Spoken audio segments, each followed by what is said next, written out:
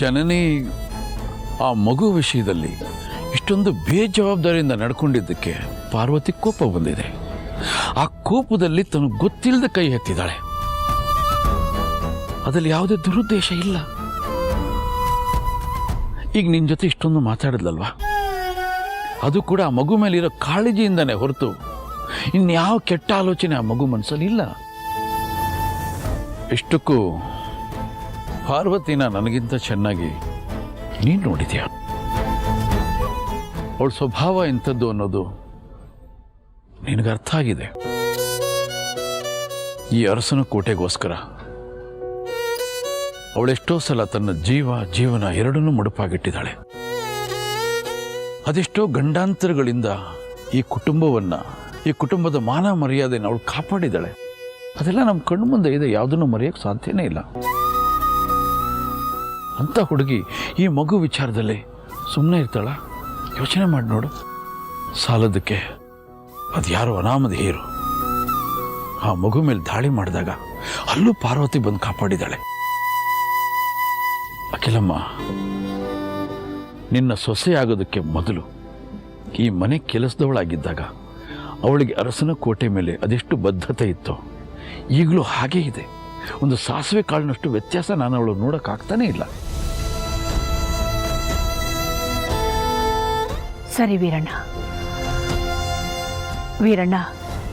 ನಮ್ಮ ಪುಟಾಣಿಗೆ ಒಂದಲ್ಲ ಒಂದು ಅಪಾಯ ಆಗ್ತಾನೇ ಇದೆ. ಅದಕ್ಕೆ ಯಾವುದಕ್ಕೂ ಒಂದ್ಸಲ ನಾನೇ ನಮ್ಮ ಪುಟಾಣಿಗೆ ದೃಷ್ಟಿ ತೆಗೆದುಬಿಡ್ತೀನಿ. ನಿನ್ನ ಮೊಮ್ಮಗುಗೆ ನೀನು ದೃಷ್ಟಿ ತೆಗೆಯೋದಕ್ಕೆ ನಂದೇನಿದೆ ಅಪ್ಪಣೆ? ಧಾರಾಳ ಬಗ್ಬಾ.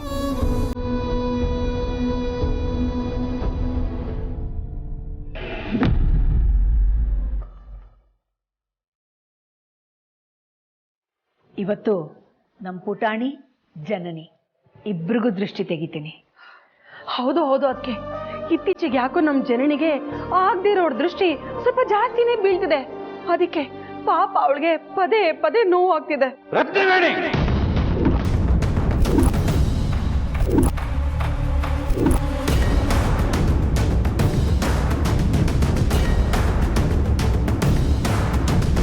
ನಾಲ್ಗೆನ ಸೀಳು ಬಿಡ್ತೀನಿ. ಏನ್ ಮಾತಾಡ್ತಾ ಇದೀಯಾ? ಮಾತಾಡೋದಕ್ಕೂ ಮೊದಲು ಯೋಚನೆ ಮಾಡಬೇಕು. ನಾನು ಆಡೋ ಮಾತಿನಿಂದ ಯಾರ ಮೇಲೆ ಪರಿಣಾಮ ಬೀರುತ್ತೆ, ಅದರಿಂದ ಏನು ಅನಾಹುತ ಆಗುತ್ತೆ ಅಂತ ಯೋಚನೆ ಮಾಡಬೇಕು.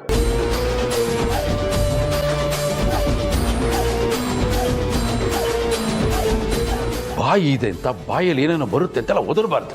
ಏನಿನ್ ಮಾತಿನ ಅರ್ಥ? ಪಾರ್ವತಿ ಜನನಿನ ಬೈದ್ಲು, ಹೊಡೆಯೋದಕ್ಕೆ ಅವಳ ಮೇಲೆ ಕೈ ಎತ್ತಿದ್ಲು ಅಂತ ತಾನೆ? ಅಯ್ಯೋ ಇಲ್ಲ ಬಾವ, ಅದು ಬೇರೆ ಯಾರು ಶತ್ರುಗಳು ನಮ್ಮ ಜನನಿ ಮೇಲಿನ ದ್ವೇಷಕ್ಕೆ ನಮ್ಮ ಪುಟಾಣಿ ಮೇಲೆ ದಾಳಿ ಮಾಡಿದ್ರಲ್ಲ, ಅದ್ರ ಬಗ್ಗೆ ಹೇಳಿದೆ ಅಷ್ಟೇ.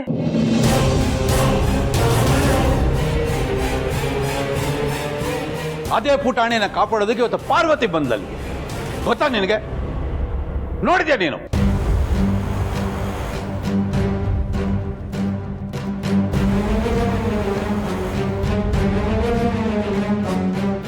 ಇವತ್ತು ನಡೆದಿರೋ ಘಟನೆ ನಮ್ಮೆಲ್ರಿಗೂ ಒಂದು ಪಾಠ ಅಂತ ಅರ್ಥ ಮಾಡಿಕೊಂಡು ಮುಂದೆ ಇಂಥ ಅನಾಹುತಗಳು ನಡೆದೇ ಇರೋ ಹಾಗೆ ಎಚ್ಚರ ವಹಿಸಿದ್ರೆ ತುಂಬ ಒಳ್ಳೆಯದು.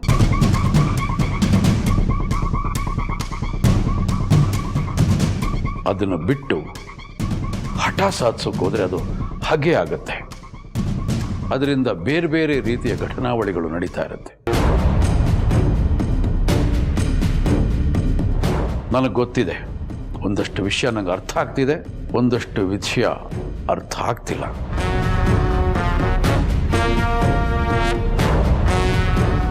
ಎಲ್ಲವನ್ನು ಕೂತ್ಕೊಂಡು ಮಾತಾಡಬೇಕು. ಅದಕ್ಕಿದೆಲ್ಲ ಸಂದರ್ಭ. ಈ ಮನೇಲಿ ಇರಬೇಕಾದ್ದು ಸಂತೋಷ. ಸಂತೋಷ ಇದ್ರೇನೆ ಸಂಭ್ರಮ ಕಾಣೋಕೆ ಸಾಧ್ಯ.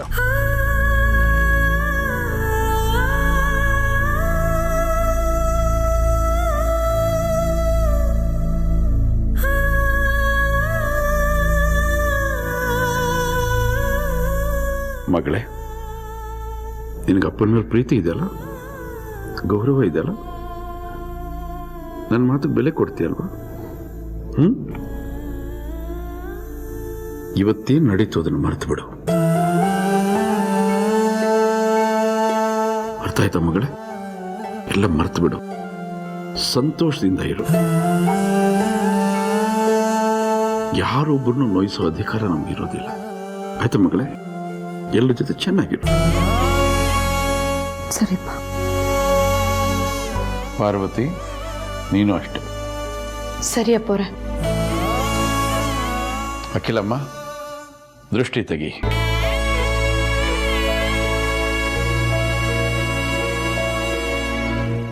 ಒಂದು ನಿಮಿಷ ಇರು.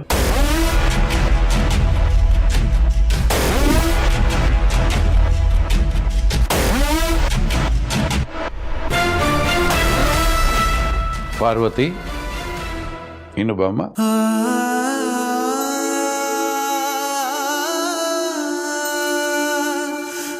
ನಿನ್ನ ಒಳ್ಳೆತನಕ್ಕೂ ತುಂಬಾ ದೃಷ್ಟಿಯಾಗಿದೆ. ಬಾಮ್ಮ, ನಿಂತ್ಕೋ. ನಿನ್ನೂ ಸೇರಿಸಿ ದೃಷ್ಟಿ ತೆಗಿಲಿ. ವೀರಣ್ಣ ಸರಿಯಾಗಿ ಹೇಳ್ತಿದ್ದಾರೆ. ಬಾಮ್ಮ ಪಾರ್ವತಿ, ನಿಂತ್ಕೋ ಬಾ. ಬಾಮಗಳೇ, ಬಾ.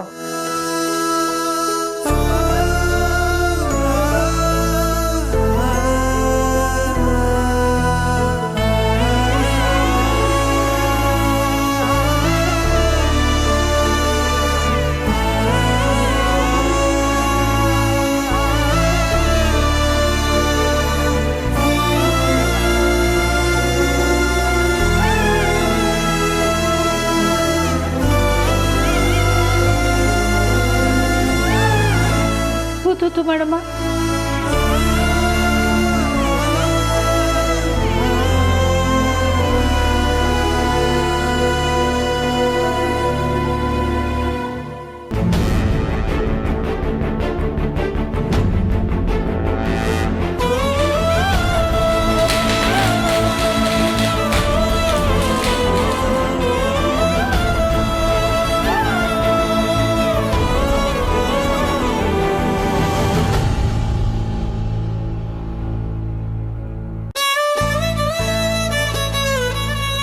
ಅತ್ಯಮ್ಮ, ದಯವಿಟ್ಟು ನನ್ನ ಕ್ಷಮಿಸ್ಬಿಡಿ.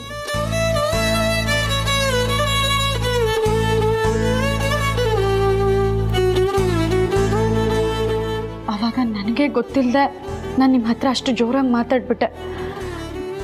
ಆವಾಗ ನನಗೆ ತಪ್ಪು ಅಂತ ಅನ್ನಿಸ್ಲಿಲ್ಲ. ಆದ್ರೆ ಇವಾಗ ನನಗೆ ಅದ್ರ ಅರಿವಾಗಿದೆ. ಪಾರ್ವತಿ, ನೀನು ಏನು ಮಾತಾಡಿದೆ ಅನ್ನೋದಕ್ಕಿಂತ ಮಾತಾಡಿದ ಸಮಯದಲ್ಲಿ ನಿನ್ನ ಮನಸ್ಸಿನಲ್ಲಿ ಯಾವ ವಿಚಾರ ಓಡ್ತಾ ಇತ್ತು, ನಿನ್ನ ಮನಸ್ಥಿತಿ ಹೇಗಿತ್ತು ಅನ್ನೋದನ್ನು ವೀರಣ್ಣ ನನಗೆ ಅರ್ಥ ಮಾಡಿಸಿ ಹೇಳಿದ್ದಾರೆ.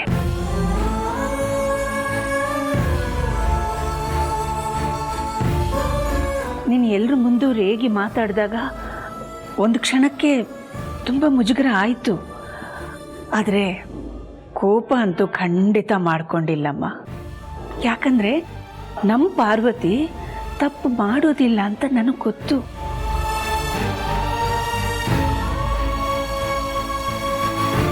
ಅದು ಅಲ್ಲದೆ ಪುಟಾಣಿ ಜೊತೆಗೆ ತುಂಬ ಭಾವನಾತ್ಮಕವಾದ ಸಂಬಂಧವನ್ನು ನಮ್ಮೆಲ್ಲರಿಗಿಂತ ಹೆಚ್ಚು ಇಟ್ಕೊಂಡಿರೋಳು ನೀನು.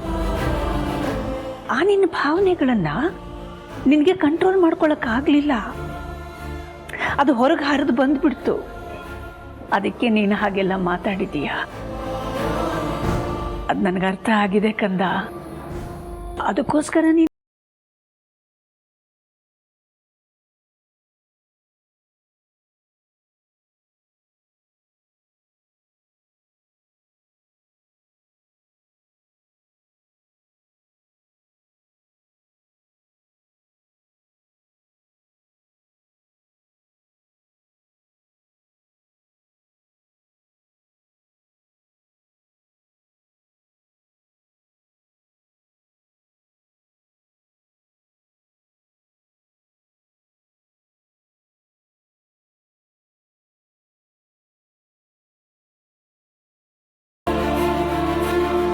ತಪ್ಪು ಎರಡು ರೀತಿಯಲ್ಲಾಗುತ್ತೆ.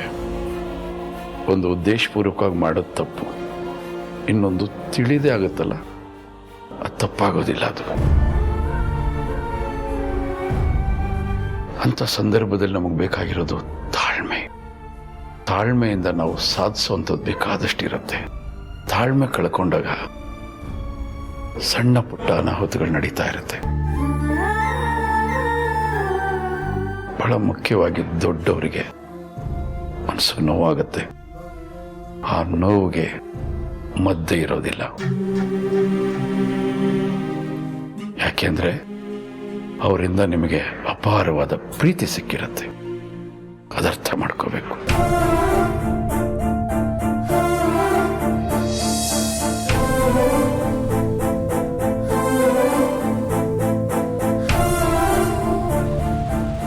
ಈ ಮನೆಯಲ್ಲಿ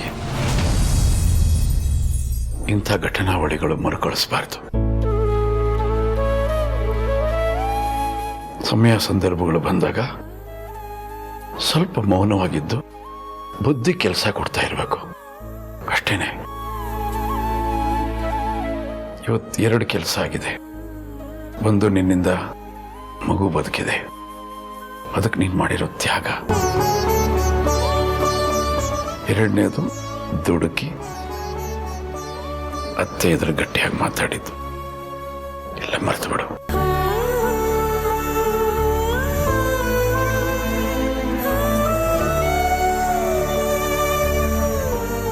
ನನ್ನ ಆಶೀರ್ವಾದ ಯಾವತ್ತೂ ನಿನಗಿದ್ದೇ ಇರುತ್ತೆ.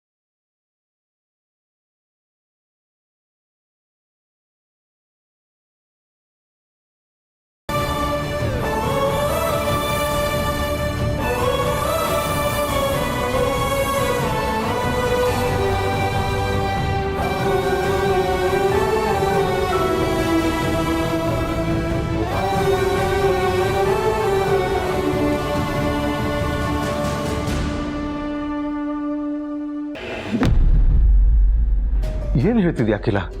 ನಮ್ಮ ಪುಟಾಣಿಗೆ ಆಕ್ಸಿಡೆಂಟ್ ಆಗೋದ್ರಲ್ಲಿತ್ತಾ? ಹೌದು ರಘು, ಆದರೆ ನಮ್ಮ ಪಾರ್ವತಿ ಸಮಯಕ್ಕೆ ಸರಿಯಾಗಿ ಅಲ್ಲಿಗೆ ಹೋಗಿ ಮಗುನ ಕಾಪಾಡಿದಾಳೆ. ಆದ್ರೆ ಏನಾಗಿದೆ ಗೊತ್ತಾ, ಜನನಿಗೆ ಎಲ್ಲರ ಮುಂದೆ ಬೈದ್ಬಿಟ್ಟಿದ್ದಾಳೆ. ಹೊಡೆಯಕ್ಕೆ ಅಂತ ಕೈಯೂ ಎತ್ತಿಬಿಟ್ಟಿದ್ದಾಳೆ. ನಮ್ಮ ಜನನಿಗೆ ಅವಳ ಮೇಲೆ ತುಂಬಾನೇ ಕೋಪ ಬಂದ್ಬಿಟ್ಟಿದೆ. ಇವರಿಬ್ರನ್ನು ಹೇಗೆ ಸಂಭಾಳಿಸ್ಬೇಕು ಅಂತ ಗೊತ್ತಾಗ್ತಿಲ್ಲ ನನಗೆ. ವೀರಯ್ಯ ಏನು ಹೇಳಿಲ್ವಾ? ಇಬ್ರು ಹತ್ರ ನಾನು ಮಾತಾಡ್ತೀನಿ ಅಂದಿದ್ನಲ್ಲ, ಏನಾಯ್ತು? ಮಾತಾಡ್ತೀನಿ ಅಂತ ಹೇಳಿದ್ದಾರೆ. ಹಬ್ಬ ಅದರ ಆಚರಣೆ ಎಲ್ಲ ಮುಗಿಲಿ, ಆಮೇಲೆ ಮಾತಾಡ್ತೀನಿ ಅಂತ ಹೇಳಿದ್ದಾರೆ.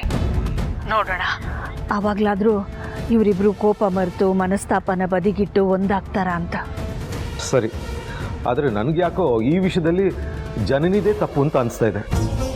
ಹೌದು, ನಿಮ್ಮ ಮಾತನ್ನ ನಾನು ಒಪ್ಕೋತೀನಿ. ಆದರೆ ಪಾರ್ವತಿ ಕೂಡ ಈ ಮಟ್ಟಕ್ಕೆ ಕೋಪ ಮಾಡಿಕೊಂಡು ಅವಳ ಮೇಲೆ ಎಲ್ಲರ ಮುಂದೆ ರೇಗಾಡಿ ಕೈ ಎತ್ತಬಾರ್ದಾಗಿತ್ತು ಅಲ್ವಾ? ಇಲ್ಲ ಅಖಿಲ, ಈ ವಿಷಯದಲ್ಲಿ ಪಾರ್ವತಿ ತಪ್ಪು ಅಂತ ನಾನು ಒಪ್ಪಲ್ಲ. ಯಾಕಂದರೆ ಅವಳು ಸುಮ್ಮನೆ ಯಾರನ್ನೋ ಬೈಯೋದಾಗಲಿ ಅವ್ರ ಮೇಲೆ ಕೋಪ ಮಾಡ್ಕೊಳ್ಳೋದಾಗಲಿ ಆ ಸ್ವಭಾವ ಅವಳದಲ್ಲ. ಅವಳಿಗೆ ಮಗು ಮೇಲೆ ಅತಿಯಾದ ಕಾಳಜಿ ಇರೋದ್ರಿಂದ ಹಾಗೆ ನಡ್ಕೊಂಡಿದ್ದಾಳಷ್ಟೇ. ಅದನ್ನು ತಪ್ಪು ಅಂತ ಹೇಳೋಕ್ಕಾಗಲ್ವಲ್ಲ? ಯಾರು ಸರಿ ಯಾರು ತಪ್ಪು ಅಂತ ಚರ್ಚೆ ಮಾಡೋ ಸಮಯ ಅಲ್ಲ ಇದು. ನೋಡೋಣ, ವೀರಣ್ಣ ಮಾತಾಡ್ತೀನಿ ಅಂತ ಹೇಳಿದಾರಲ್ಲ, ಅವ್ರ ಮಾತಿನಿಂದಾದರೂ ಸಮಾಧಾನ ಮಾಡಿಕೊಂಡು ನಮ್ಮಿಬ್ಬರು ಸೊಸೆಯಂದ್ರು ಮೊದಲಿನ ಥರನೇ ಒಗ್ಗಟ್ಟಿನಿಂದ ಇದ್ದುಬಿಟ್ರೆ ಸಾಕು. ಅದನ್ನೇ ನಾವು ದೇವ್ರ ಹತ್ರ ಬೇಡ್ಕೊಳ್ಳೋಣ. ಸರಿ, ಈಗ ಪುಟಾಣಿ ಆರಾಮಾಗಿದ್ದಾಳೆ ತಾನೆ? ಪುಟಾಣಿ ಆರಾಮಾಗೇ ಇದ್ದಾಳೆ. ಓಕೆ ಅಖಿಲ, ಟೇಕ್ ಕೇರ್. ಓಕೆ ರಘು, ನೀವು ಈ ವಿಷಯನ ತುಂಬ ಮನಸ್ಸಿಗೆ ಹಚ್ಕೊಂಡು ಯೋಚನೆ ಮಾಡ್ತಾನೆ ಇರಬೇಡಿ. ನಿಮ್ಮ ಆರೋಗ್ಯಕ್ಕೆ ಒಳ್ಳೆಯದಲ್ಲ. Take care please. ಸರಿ, ಇಲ್ಲ? ಓಕೆ.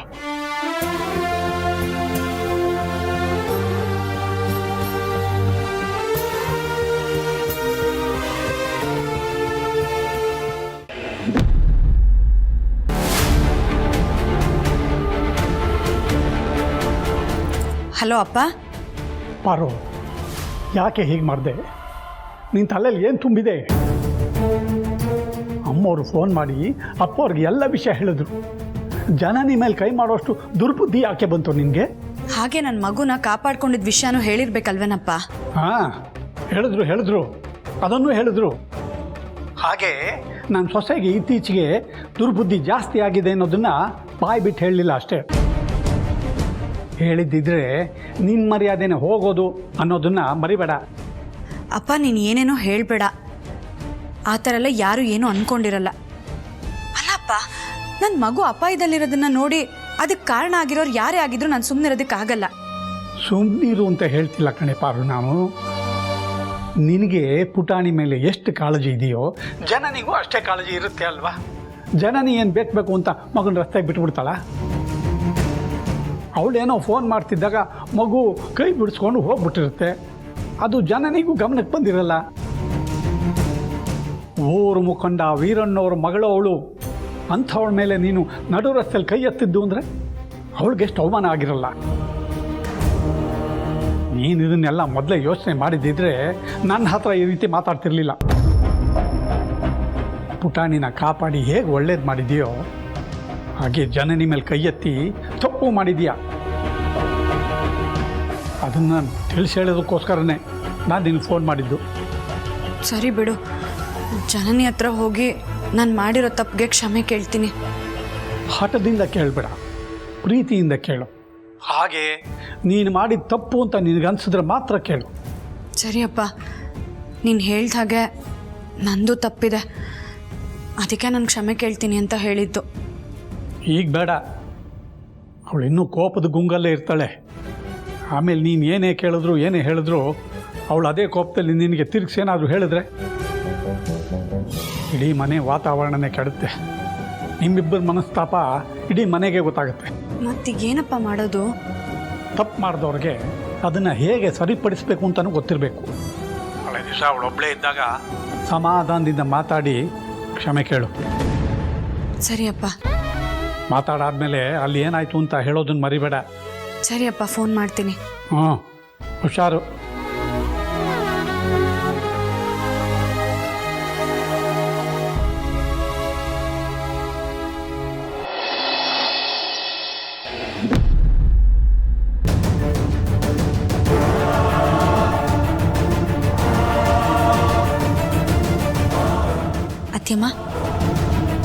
ಅತ್ಯಮ್ಮ, ಕಾಫಿ.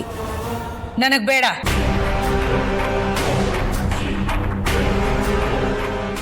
ಯಾಕತ್ಯಮ್ಮ? ಬೇಡ ಅಂತ ಹೇಳದ್ನಲ್ಲ.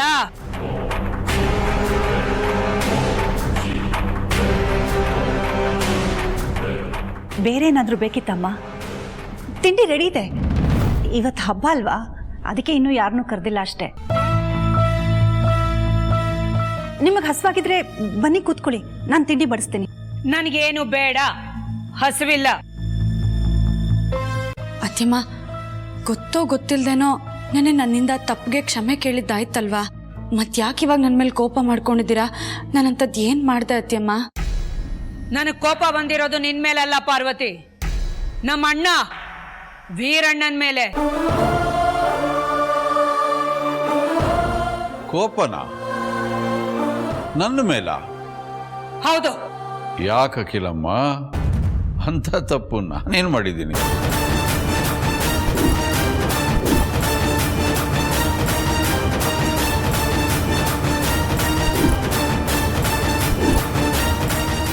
ನನಗೆ ರೇಷ್ಮೆ ಸೀರೆ ಇಷ್ಟ ಅಂತ ಗೊತ್ತಿದ್ದು ಹಬ್ಬಕ್ಕೆ ನನಗೋಸ್ಕರ ಸಾದಾ ಸೀರೆ ತಂದಿಟ್ಟಿದ್ದೀರಲ್ಲ, ಇದು ಸರಿನಾ ವೀರಣ್ಣ?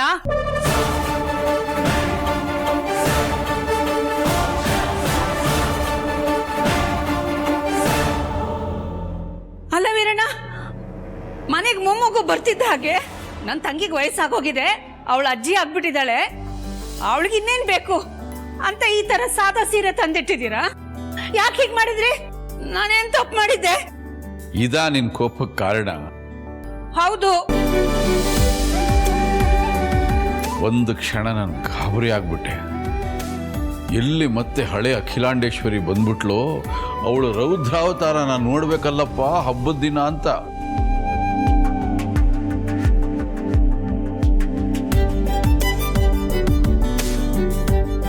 ಆವಾಗ ಸಂದರ್ಭ ಆ ಥರ ಇರ್ತಾ ಇತ್ತು, ಅದಕ್ಕೆ ಹಾಗೆ ಮಾತಾಡ್ತಾ ಇದ್ದೆ. ನೀವೇನ್ ಕಡಿಮೆ ಮಾತಾಡಿದ್ರೆ ಸಿಂಹ ಗರ್ಜನೆ ಮಾಡೋ ತರ ಉತ್ತರ ಕೊಡ್ತಿದ್ರಿ. ನೋಡಿ, ಇವಾಗ ನನ್ನ ಮಾತಿನ ಧಾಟಿ ತಪ್ಪಿಸ್ಬೇಡಿ, ಮಾತು ತಪ್ಸಕ್ ನೋಡ್ಬೇಡಿ.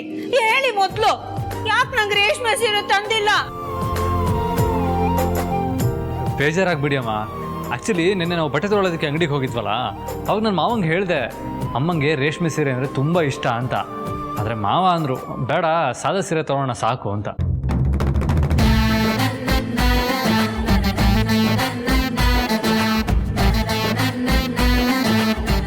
ನಮ್ ವೀರಣ್ಣ ತಂಗಿ ಬಗ್ಗೆ ಹಾಗೆಲ್ಲ ಹೇಳಿದ್ರ?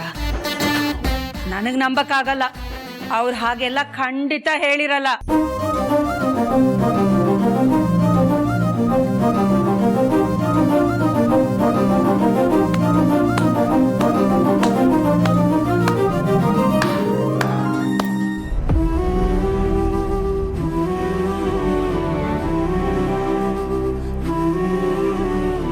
ಇದು ನಿಜವಾದ ನಂಬಿಕೆ ಅಂತ ಹೇಳಿದ್ರು.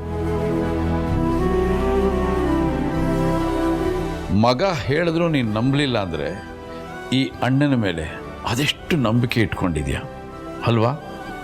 ನಿಜವಾದ ಸಂಬಂಧಕ್ಕೆ ಅರ್ಥನೇ ಇದು.